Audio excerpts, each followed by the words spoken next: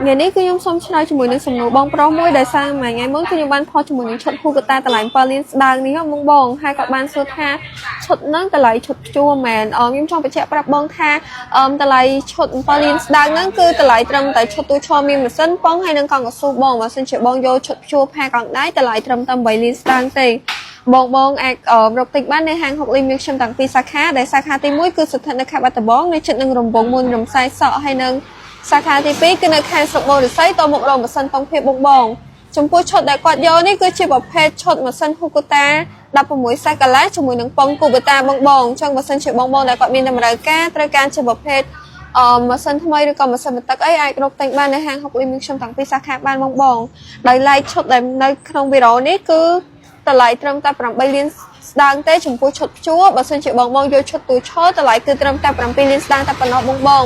អញ្ចឹងសម្រាប់ព័ត៌មានលម្អិតឬមួយក៏បងបងចង់សាកសួរជាមួយនឹងប្រភេទរបស់ផ្សេងអីអាចធ្វើការឆាតចូលទៅក្នុង Facebook Page ហុកលេងរំសាយសក់ខេត្តបាត់ដំបងបានឬមួយក៏បងបងអាចតាក់ទងតាមរយៈលេខទូរស័ព្ទដែលយើងបានដាក់នៅខាងលើវីដេអូនេះក៏បានដែរបងបងឬមួយក៏បងបងតាក់ទងទៅកាន់លេខ097 60 7 3 17បានបងបង